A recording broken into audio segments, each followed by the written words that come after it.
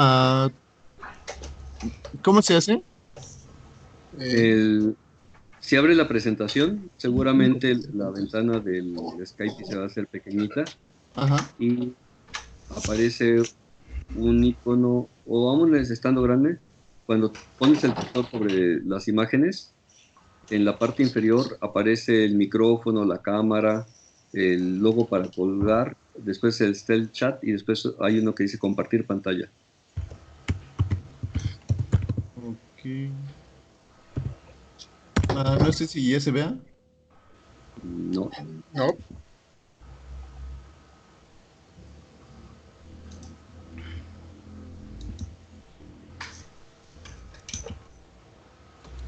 Ah, ajá. ahora. exacto, ya.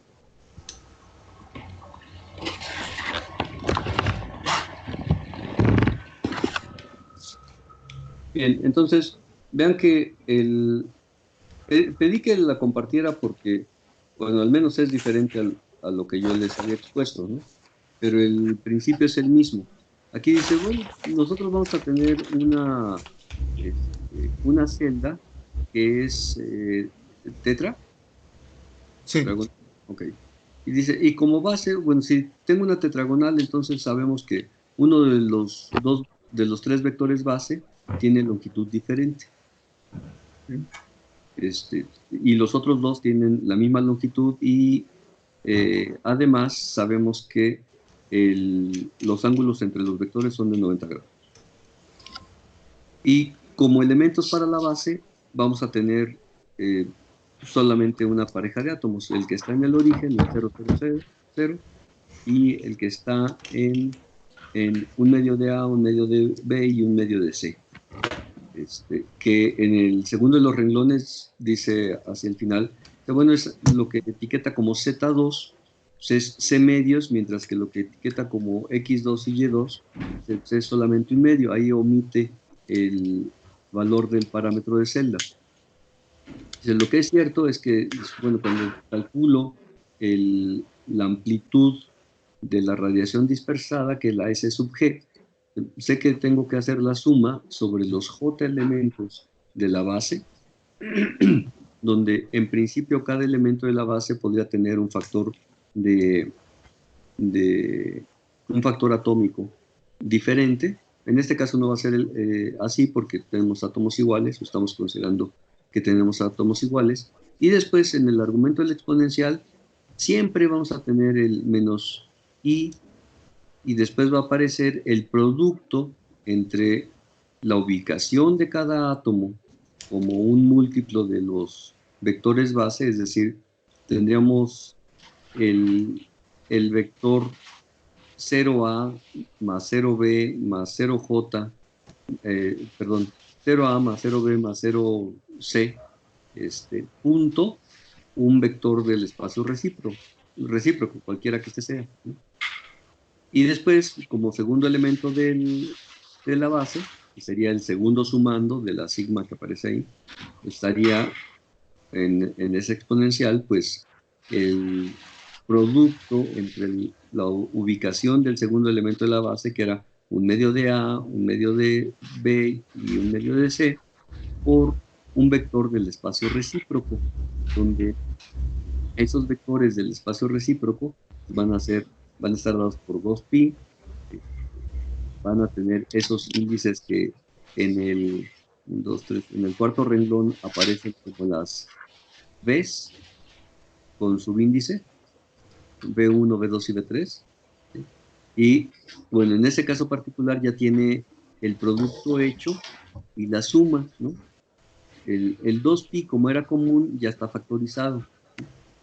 Entonces dice, bueno, pues como los valores o las coordenadas de los elementos de la base ya los conozco, pues voy a reemplazar los valores de las X correspondientes, ¿no? En el primer caso dice, ya no importa cuánto valga B1, B2 y B3, porque X, J, YJ y ZJ son ceros todos. Así que va a tener el primer eh, sumando de las exponenciales que aparecen después del renglón de sustituimos y resolvemos para la ecuación En realidad no va a resolver nada para la ecuación, no va a resolver esa ecuación, ¿no? Va a ver qué es lo que ocurre con la ecuación. Entonces dice, bueno, ya que tengo átomos iguales, el factor de forma atómica, que es la F y es única, la factoricé. Y de la suma, en realidad tengo la exponencial, que tiene como argumento el producto de los vectores del espacio recíproco, que insisto, en este caso ya no importaba cuál fuera, porque la ubicación espacial de ese elemento de la base es 0, 0, 0, y por eso lo pone ahí como el e a la menos i 0, ¿no? Y tiene otro elemento, o un segundo sumando, cuyo argumento surge del segundo producto. Dice, bueno, pues aquí voy a tener el e a la menos i, está el 2pi factorizado, nada más que el 2 ya lo está dividiendo sobre el 2 que les factoriza el denominador a las ubicaciones de cada uno de los elementos de la base. Entonces dice, bueno, pues aquí lo que estoy haciendo es decir, tengo un coeficiente B1 para el primer vector del espacio recíproco y tenía un medio de A. El 2 del denominador es el que ya factorizó. Lo que no aparece ahí es la A, ¿sí? Igual para el segundo sumando, tendría B2 multiplicado por A medios. El 2 del denominador ya lo factorizó y debería aparecer la B, que A y B tenían la misma magnitud. Lo que sí pone explícitamente es el tercer sumando, que es C por B3. Y aquí, aunque no nos lo dice explícitamente, dice, bueno, pues el E a la menos I por 0, ¿no? Y es el primer sumando que aparece en el siguiente renglón.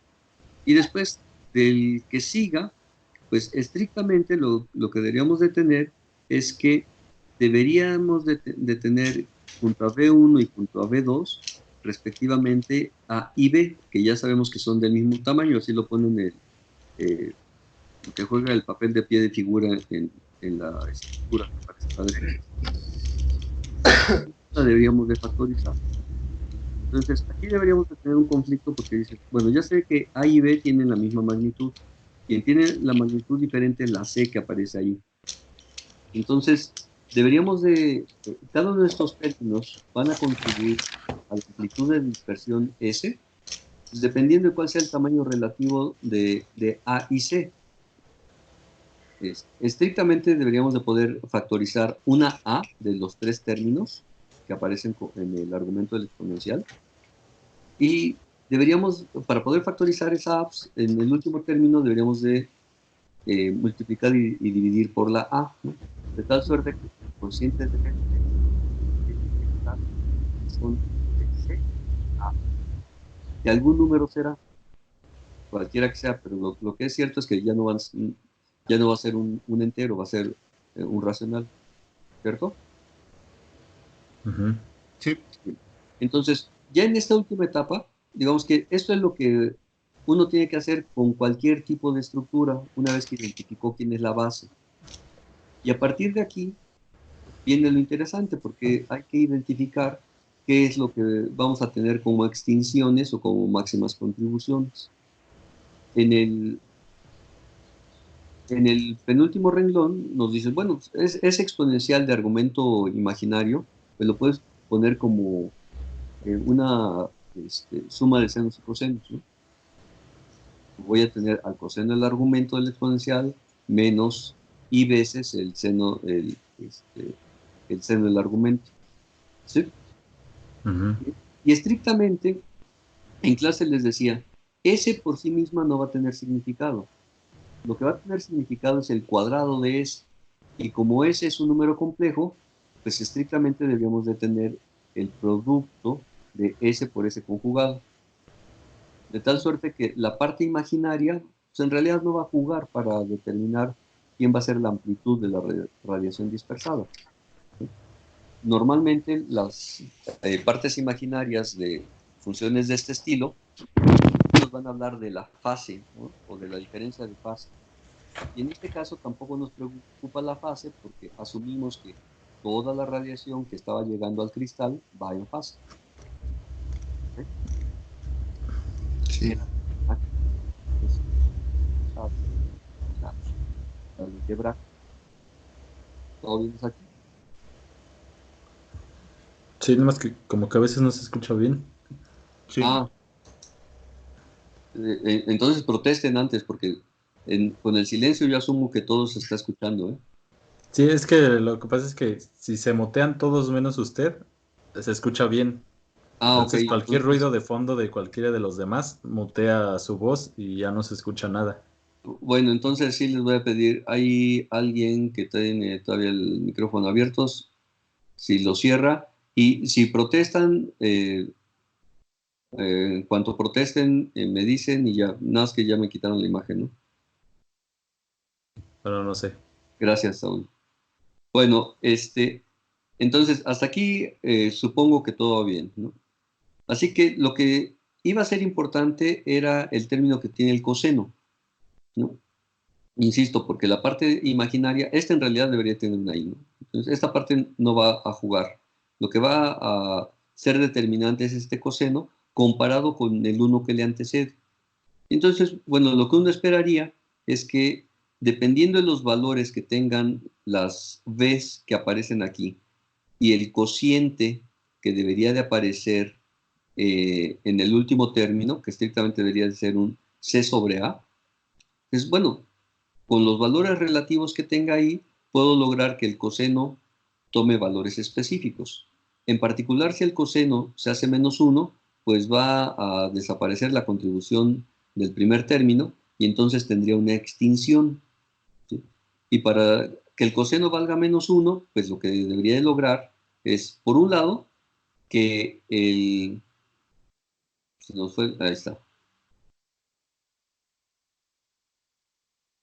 Aquí nos compartió... es la siguiente diapositiva, ¿no? Entonces, está bien la siguiente diapositiva, pues. Esa. Entonces, lo que vamos a tener es que en el primer renglón lo que necesitaríamos es que el coseno sea nulo y para tener al coseno igual a, perdón, que sea menos uno, y para lograr que el coseno sea menos uno, lo que necesitamos es que el argumento sea un múltiplo impar de pi. Eso significa que todo lo que hay en el paréntesis que incluya las v's, a las v's, pues debería de ser tal que nos dé un número impar, ¿sí? Lo primero que podríamos decir es, bueno, si B3 la hago cero, ya no me preocupa el valor de C sobre A, que pues, el último término no va a contribuir.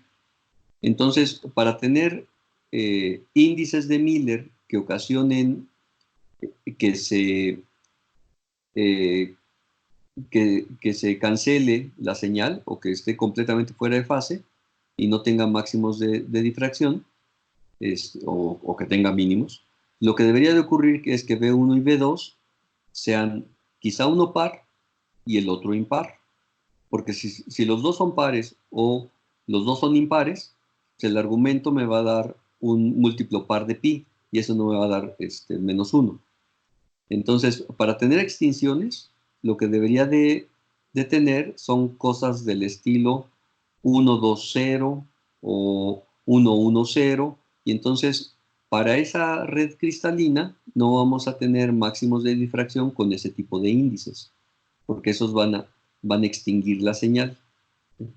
En cambio, si quiero tener máximos de difracción, lo que debería de tener es que el coseno contribuya con el máximo. A lo mejor tengo otras contribuciones, pero si el coseno tiene su valor máximo, eso se va a, a sumar con el 1 que le antecede y voy a tener la mayor de las señales. Y para tener el máximo del coseno, pues ahora lo que necesitaría sería tener múltiplos pares de, del, de pi. Y entonces, lo que podría tener como máximos de difracción o como picos en el patrón de difracción deberían de ser cosas tales que la B1, la B2 y la B3 inclusive sean pares, ¿no? O que tenga dos pares y un impar. Perdón, dos impares y un par, ¿no? Por ejemplo, podría tener cosas del estilo este, 1, 1, 0, que eso más o menos cae en el caso anterior que mencionaba, porque ahí no lograba la extinción. iba a tener un múltiplo par de 2pi y con eso voy a tener la máxima de las difracciones. Pero también podría tener cosas del estilo 2, 2, 2, ¿no? O bien podría tener cosas del estilo 2, 1, 1, ¿sí? Pero siempre que el sumando me dé eh, eh, un múltiplo par de pi, voy a tener la máxima de las difracciones. Con el detalle de que en el último caso, con la contribución que está vinculada con V3, pues ahí tengo un coeficiente todavía que es C sobre A. Entonces, ese va a contribuir poco, ¿sí?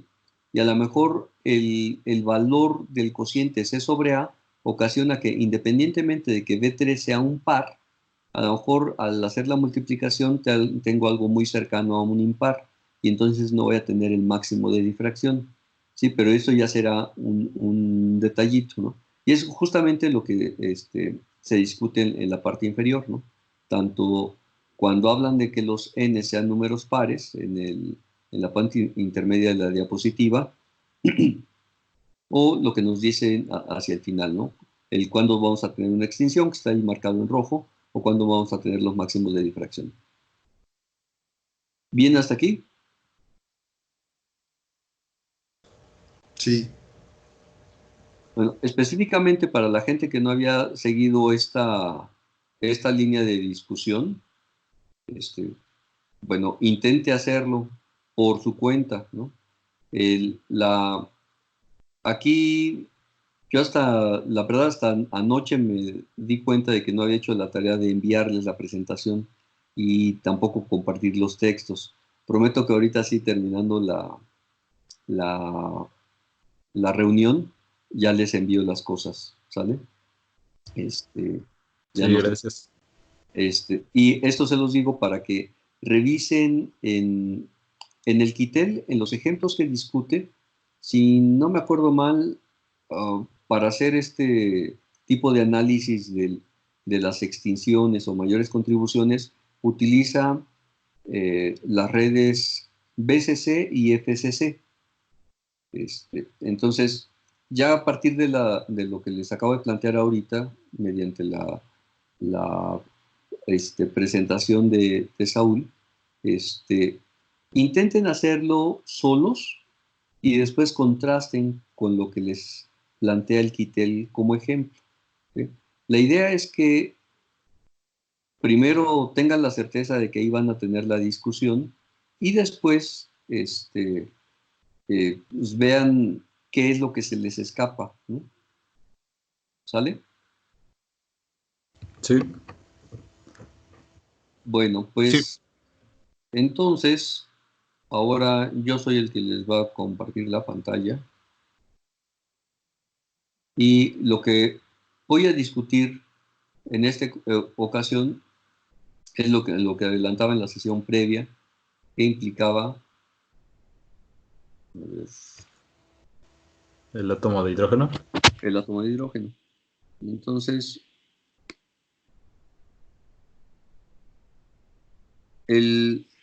la idea es que únicamente vamos a tener pues dos partículas. Ahora voy.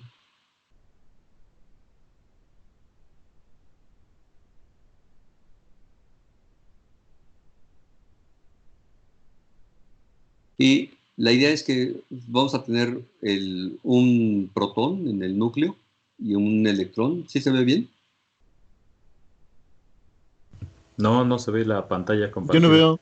No. No, no se ve. Ahora voy, ahora voy. Ahí está. Sí, Sí, ya sé. Sí, ahora sí. ya. Bien, entonces, creo que está medio chafa así, pero ni modo. Les decía, vamos a tener solamente el protón y el electrón. Y bueno, ya vimos cuál era el tipo de interacción en algún otro momento. Ya habíamos visto que desde la perspectiva del electrón, bueno, lo que iba a sentir el electrón era una fuerza centrípeta, que aunque el electrón tiene un sistema de referencia acelerado. En su sistema de referencia iba a ser una fuerza centrífuga, ¿no? Pero que iba a estar dada por la expresión para la fuerza centrípeta, que de cualquier movimiento circular uniforme, que estaba dada por el producto entre la masa, el cuadrado de la velocidad de la partícula, y eso dividido entre el radio de curvatura, ¿no? Y que la interacción que iba a estar equilibrando a esta fuerza centrífuga, pues no iba a ser otra más que la interacción electrostática, ¿no? De nuevo, pensando, si quieren así de ingenuamente, porque sabemos que el electrón está en movimiento relativo respecto al núcleo y nosotros estamos recurriendo a una expresión que implica que las cargas estén en reposo relativo, ¿no? Una respecto de la otra. Entonces, independientemente de eso, bueno, ya habíamos visto cuál iba a ser el valor para la energía total del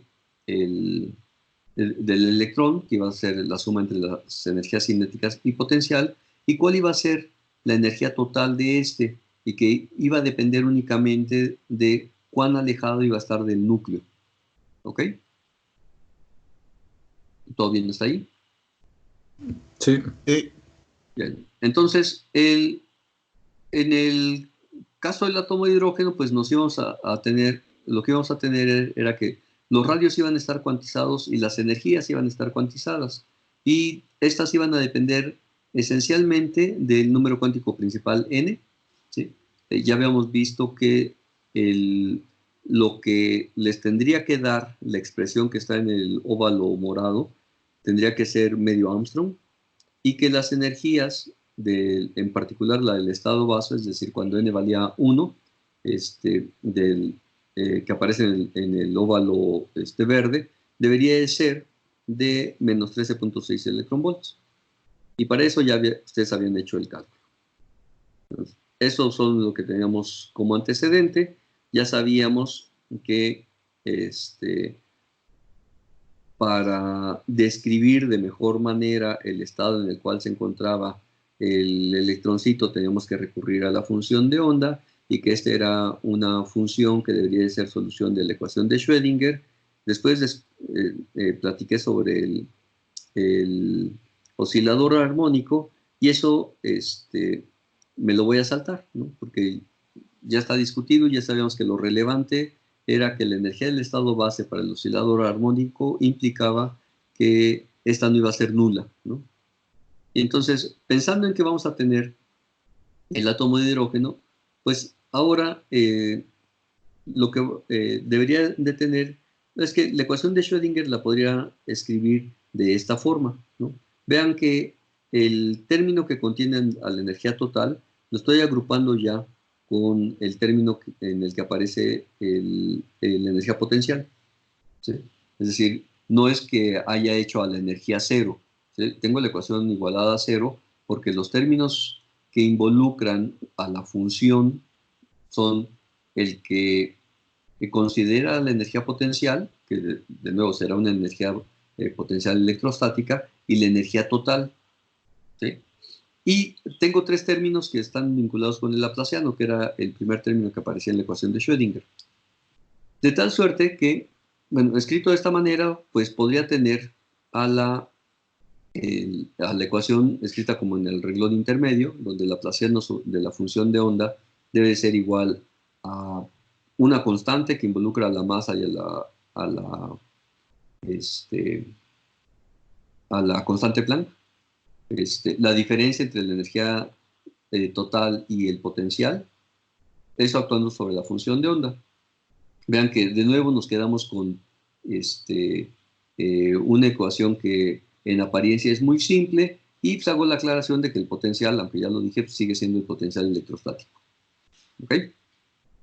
Y bueno, pues como estoy trabajando en 3 dimensiones, de acuerdo a lo que les planteaba acá al inicio, en términos de la imagen, pues el electroncito no tiene por qué estarse moviendo como planteábamos a Bohr, en una órbita plana, ¿no? Es más, no tendría por qué ser circular. De tal suerte que, pues, el laplaciano que nos aparece aquí pues lo deberíamos de estar considerando pues, en 3 dimensiones, ¿no? Y para hacer eso, bueno, voy a recurrir a una aproximación, si quieren, o una consideración hasta cierto punto gratuita. Lo que voy a asumir es que la función de onda que ando buscando sea solución de la ecuación de Schrödinger, ¿sí? Debiera ser tal que, a pesar de que sea una función de onda en el espacio, que en términos de coordenadas esféricas depende de r, θ y φ, voy a suponer que sea de variables separables, es decir, que sea el producto de una función que depende exclusivamente de la coordenada radial, otra que depende exclusivamente del ángulo cenital y otra que depende del ángulo azimutal phi, ¿sí? De tal suerte que en el mejor de los casos pudiera separar, o más bien en el peor de los casos pudiera separar a estas funciones como el producto que aparece en el segundo renglón, es decir, una función que depende exclusivamente de la separación entre las dos partículas y otra función que depende de los dos ángulos, ¿sí? Esto, ya que es una expresión para el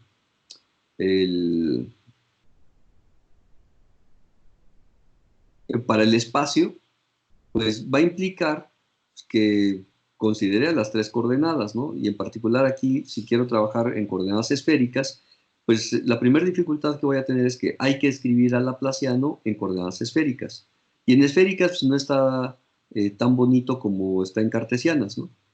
Sin embargo, pues en el curso de cálculo vectorial les dijeron cómo transformar a los operadores cuando hacían una transformación de coordenadas, y sabemos que el laplaciano escrito en coordenadas esféricas tiene como expresión el chorizo que aparece ahí al final de la diapositiva, ¿no? Hay 3 términos, hay combinaciones entre las 3 coordenadas, ¿no? Donde aquí la función genérica la estoy denotando ahí con G, pero bueno, eso no cambia las cosas porque es una expresión para una función cualesquiera, ¿no?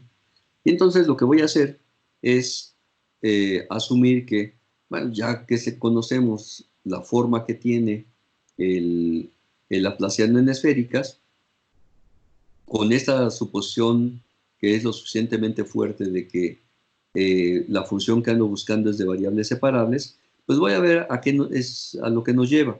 Si la función es de variables separables, la voy a incluir en el laplaciano, ¿sí? En el último renglón de esta diapositiva lo que tengo es la expresión que estaba previamente, esta, nada más aplicada a la función que voy a poner como el producto de r, θ y φ, que son las funciones que dependen de la variable correspondiente.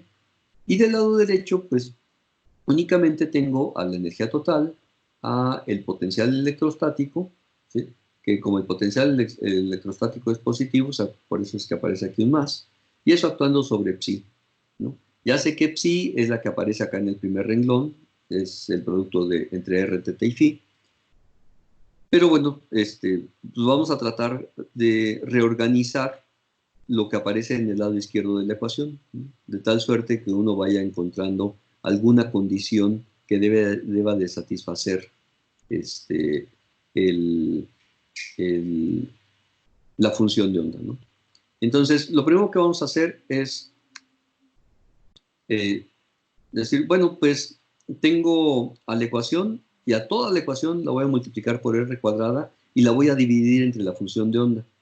Como lo que asumo es que la función de onda no es nula, puedo multiplicar de esta manera. Y lo que voy a ganar es que al multiplicar por r cuadrada, pues me voy a volar esta, la del segundo término también, la del tercer término también, y en el término de la derecha, bueno, pues ni modo, aparecerá una r cuadrada en el denominador. Pero cuando cuando divide entre psi, pues en el término de la derecha me voy a volar a la psi completa, pero en los términos de la izquierda resulta que como psi es r por θ por phi y la phi por θ la había etiquetado como y, Me voy a volar a esta Y, pero va a quedar la parte radial en el denominador. En el segundo término me voy a volar a la parte radial, pero va a quedar la Y en el denominador. Y algo similar va a ocurrir con el tercer término. Voy a volar a la R, pero va a quedar Y en el denominador, ¿no? Es decir, va a quedar como aparece aquí en el siguiente renglón, ¿no? Aquí la gran ganancia es que el primer término ahora depende exclusivamente de una función que depende de R minúscula, de la separación entre las dos cargas. El segundo término es una función que en esencia depende tanto de teta como de phi, o de los dos ángulos, pero que implica que las derivadas únicamente se están haciendo respecto de teta, ¿no? Y en el último término, es cierto que tengo una dependencia de la función que depende de los dos ángulos, pero la única derivada que aparece ahí depende de phi, ¿sí? Mientras que del lado derecho, bueno, les dije, iba a quedar ahí una R cuadrada y esa no me preocupaba, pero todo el término está constituido por constantes, la masa, la constante Planck, la energía total, los términos que acompañan al potencial, la carga electrónica, salvo la R, que es la separación entre las cargas, ¿sí? Y esto ya es una ganancia, porque una ganancia que además se logra gracias a la suposición de que la función que andamos buscando es de variables separables, ¿no? Entonces, esta ganancia va a ser tal que pues ahora puedo escribir la ecuación de Schrödinger para el átomo de hidrógeno como aparece en esta diapositiva. Es decir, el primer término que aparecía acá, ¿sí?, a la izquierda de la ecuación, y el que aparecía a la derecha, los voy a agrupar porque son los únicos términos que dependen de la separación entre las cargas, ¿no? Y a los otros dos términos que dependen solamente de las coordenadas angulares, los voy a mandar del otro lado de la ecuación para quedarme con algo de este estilo, ¿no? Aquí la gran ventaja es que estoy diciendo que reorganizados de esta manera, tengo expresiones que dependen de variables diferentes y sin embargo son iguales. Y si son iguales, eso significa que entonces, pues lo que debe de ocurrir es que no importa cuántos términos tenga de cada lado de la ecuación, pues debería de tener constantes, ¿no? O la diferencia que tengo entre los términos de la izquierda debe dar una constante para cualquier R, mientras que la suma del lado derecho debe dar la misma constante independientemente de cuáles sean los valores que toman las coordenadas angulares, teta y phi, ¿no? Eso es lo que debería de encontrarme. De otra manera no se daría la igualdad, ¿no? Si no fuera este el caso. Entonces, puesto de esta manera, pues voy a asumir que esto es lo mismo que el primer renglón, es lo mismo que en la diapositiva interior, nada, estoy reemplazando la Y por la forma que tiene, que es el producto entre teta y phi, como aparece aquí si quieren, en el denominador del segundo renglón, o como aparece en el argumento de las dos derivadas, ¿sí? Este producto entre teta mayúscula y phi mayúscula era la Y mayúscula que aparecía antes, pero sigo teniendo la misma expresión y la misma condición. Entonces, lo que voy a decir es que si estas cosas son constantes, independientemente de cómo estoy derivando, vean, en el segundo renglón tengo derivadas que dependen solamente de teta, así que si estoy poniendo la expresión para Y, pues, si voy a derivar solamente respecto de teta, la phi mayúscula es una constante, así que esa puede salir de la derivada que hay en el paréntesis más interno, y también puede salir de acá. Así que si sale, pues se va a cancelar con esta phi que hay en el denominador. Y en el segundo término, pues va a ocurrir algo parecido, porque estoy derivando solamente respecto de phi y la función teta mayúscula solamente depende de la variable teta minúscula. Así que eso va a salir de la derivada y va a cancelar a esta teta que aparece por acá. Es decir, en lo que tengo del lado derecho de la ecuación voy a tener la suma de funciones que dependen de variables diferentes. El primer término solamente va a depender de teta y el último término en esencia va a depender solamente de phi. En esencia, porque va a seguir apareciendo este término seno cuadrado de teta en el último denominador, ¿no? Pero digamos que de esta manera, gracias a la suposición de que tenía una función de variables separables, estoy tratando de reorganizar la expresión.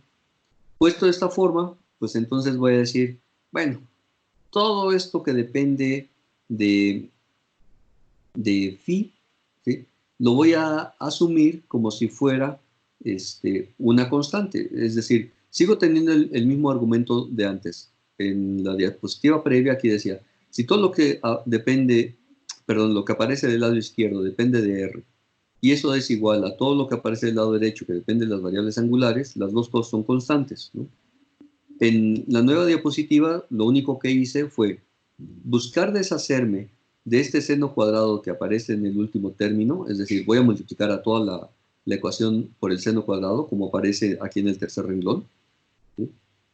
Tengo el seno cuadrado de teta multiplicando a toda la expresión, y por supuesto voy a multiplicar pues, también al último término, ¿no? De tal suerte que nada más me va a quedar, una vez que paso hacia el primero de los términos hacia el lado izquierdo de la igualdad, se me va a quedar el negativo del inverso de phi mayúscula por la segunda derivada de phi respecto de la variable phi minúscula.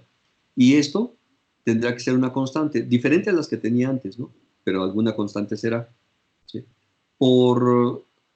Si quieren por maña, voy a etiquetar al valor constante que representa esta función como ml cuadrado. Es decir, a través del cuadrado voy a decir, esa constante es positiva, ¿sí? Y que se llame de esta forma rarita ml ya tendrá su justificación un poco después.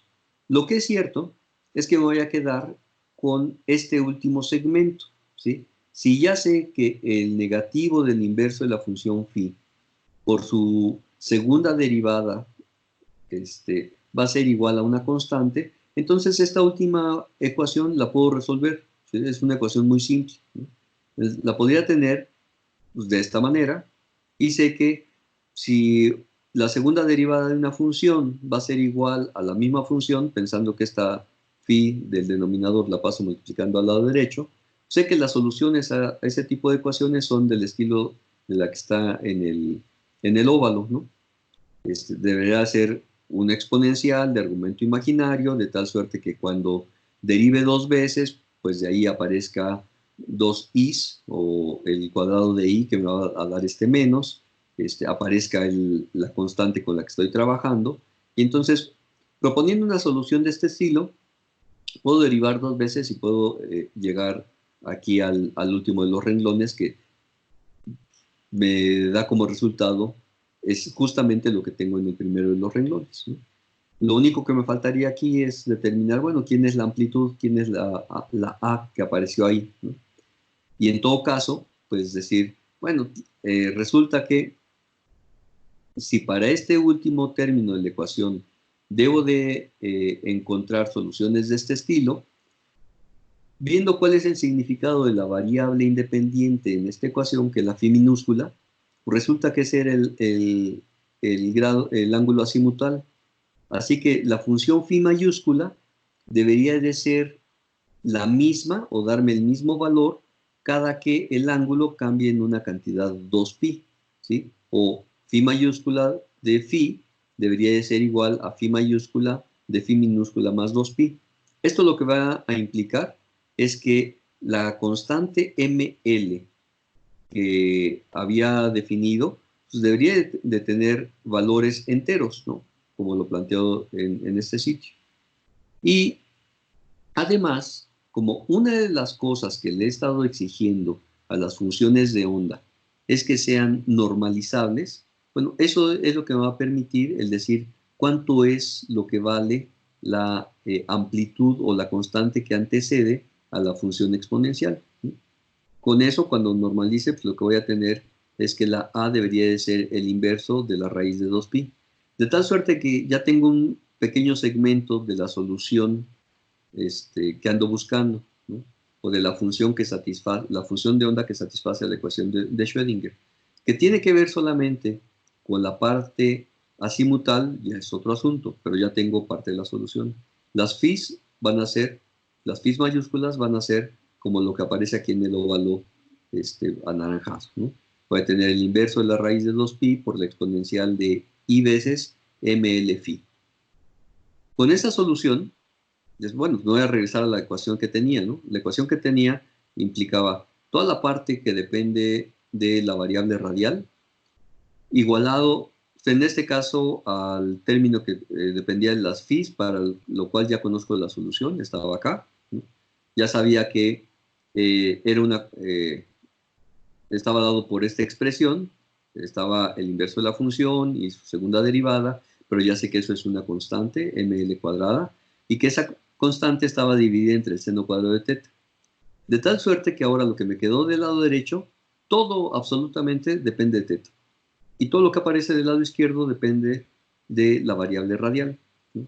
Y entonces vuelvo a recurrir al mismo tipo de argumento. Sé que si dos funciones que dependen de variables diferentes son iguales para todos los valores de las variables, pues eso debería ser igual a una constante.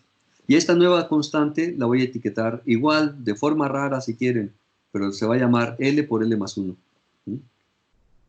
Y puesto de esta manera, digo, pues la parte radial tendrá que ser igual a L por L más 1, pero la parte que depende de la variable angular pues también va a ser igual a L por L más 1, porque son iguales a la misma constante.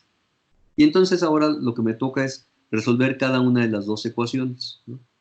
Entonces, para la parte que depende de la variable angular, de teta, pues tengo algo, digamos que hasta cierto punto más simple, ¿no? Porque voy a transponer el término que contiene a la constante ml cuadrada, ¿sí?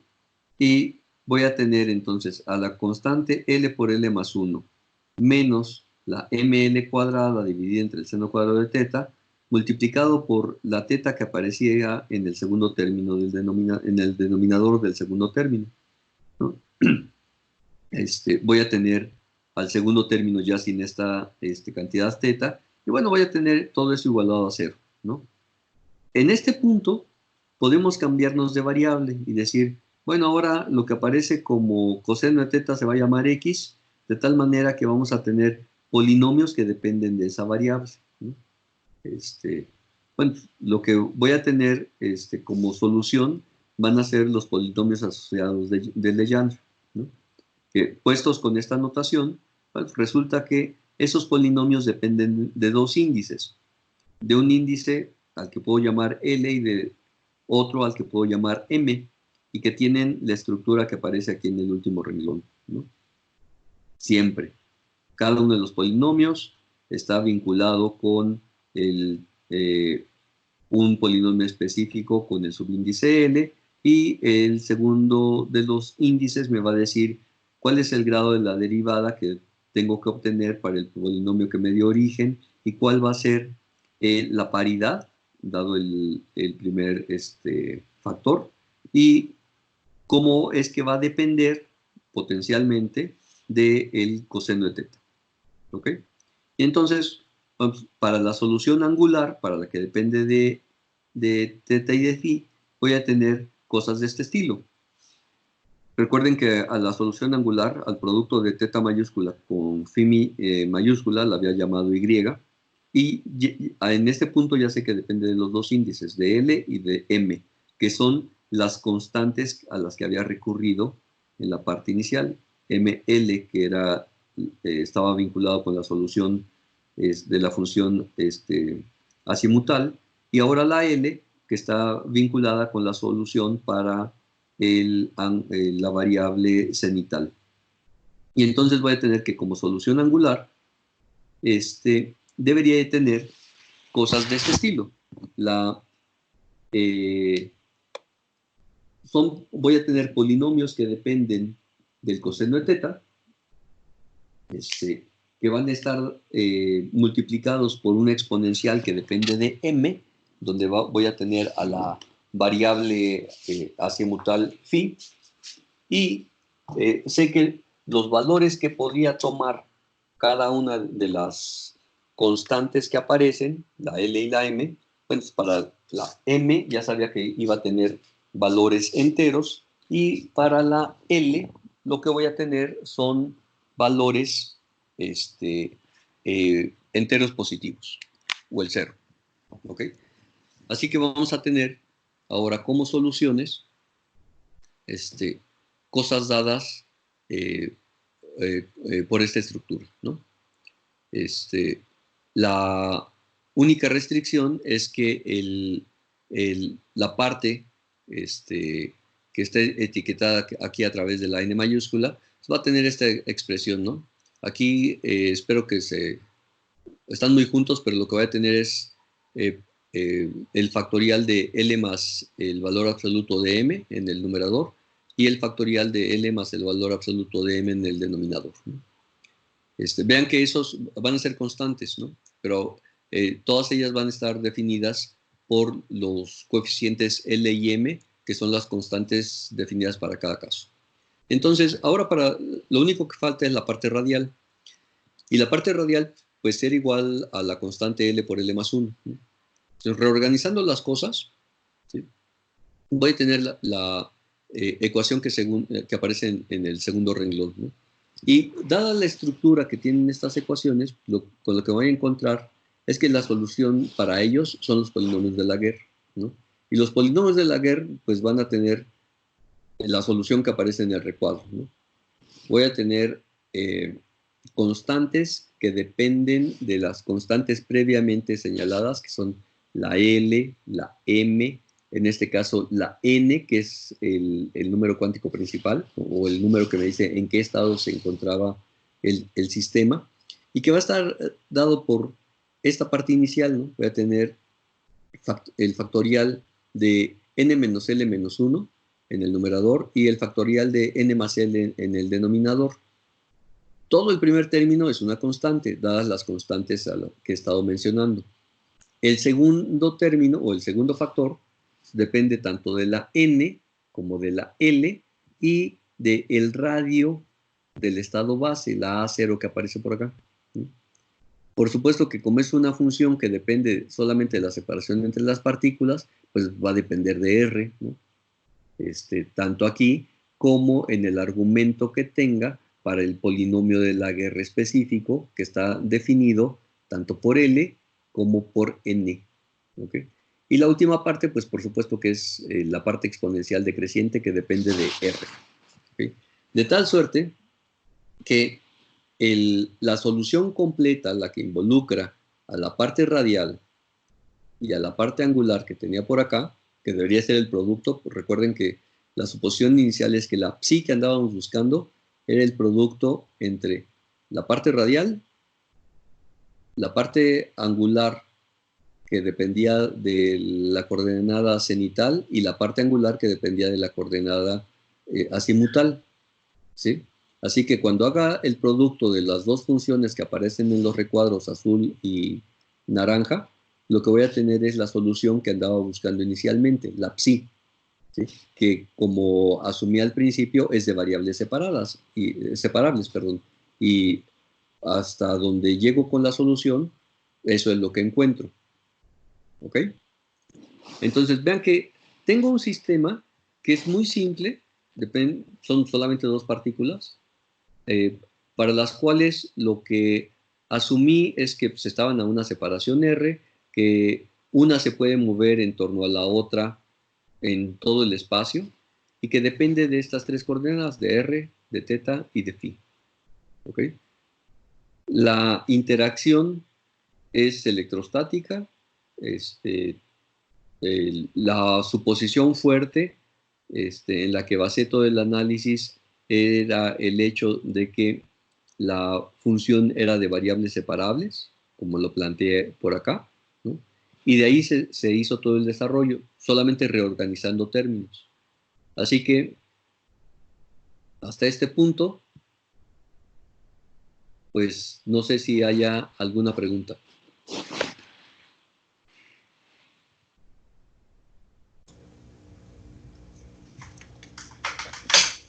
¿Dónde podríamos consultar como ese desarrollo para el átomo de hidrógeno? ¿En algún libro Sí, en el de la Peña en particular está puesto de esta manera. Si no, en el Griffiths de mecánica cuántica también está de la misma forma. Eh, Aquí no tengo la certeza, pero casi podría apostar hasta que si buscan la solución al átomo de hidrógeno en la wiki, les va a aparecer prácticamente la misma discusión. Y si no, podrían recurrir mm, a los... Pueden recurrir a libros de matemáticas como el ARFKEN, de métodos matemáticos para físicos, o el BOAS, el de Mari Boas, que también es de métodos matemáticos para físicos. Y cuando discuten el origen de los armónicos esféricos, Armónicos esféricos.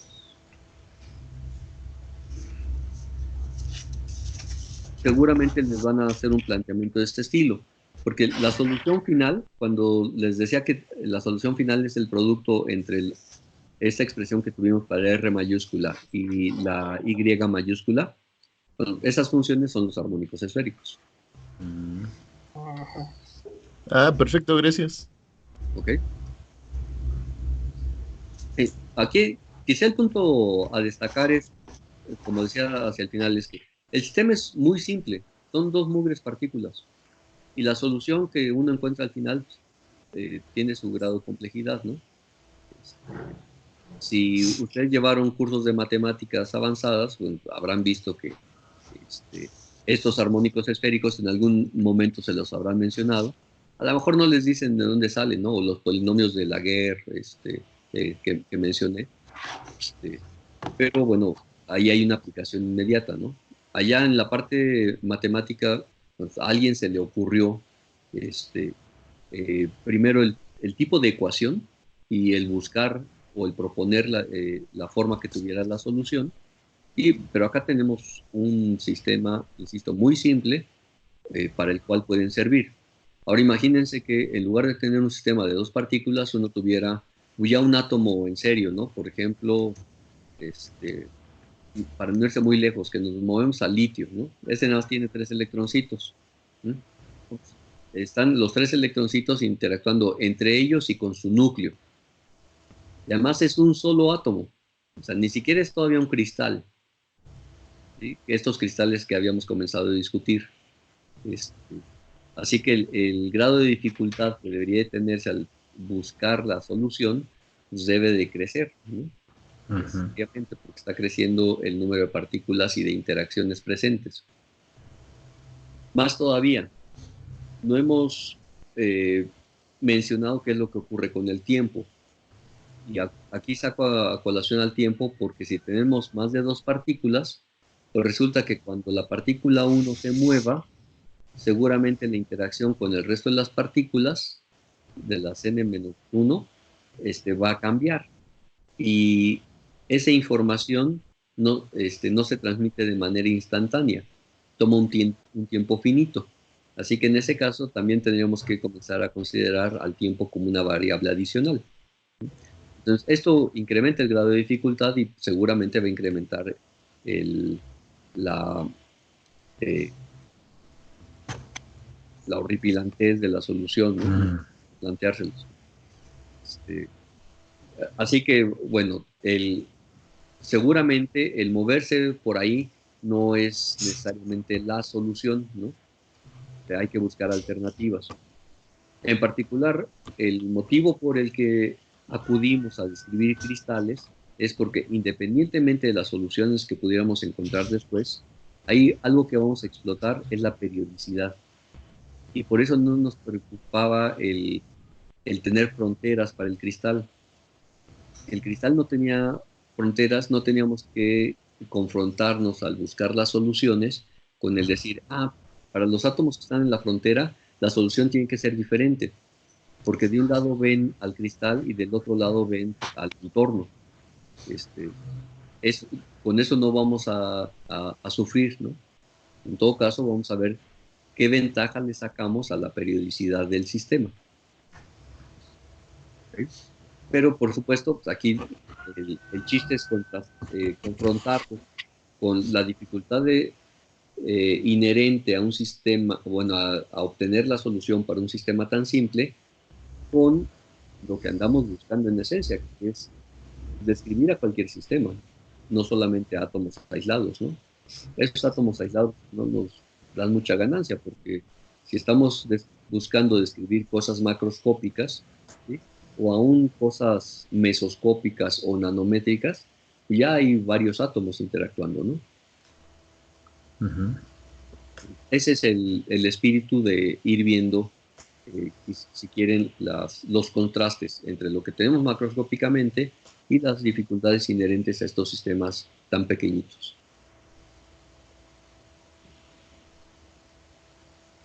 No sé si hay alguna otra pregunta.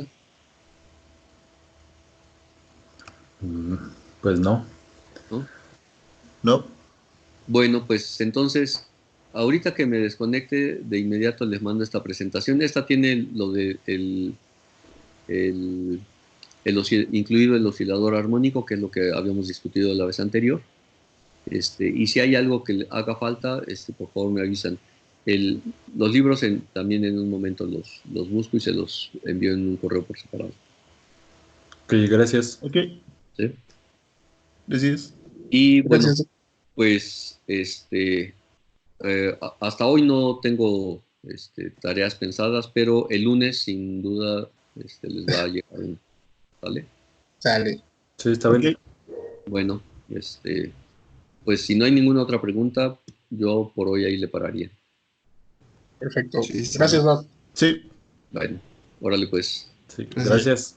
pues que estén bien y nos Gracias vemos igualmente. el lunes Igualmente. ahora. Vale. Ok. Dale pues. Gracias. Ok, Hasta luego. Nos vemos. bye. Hasta luego.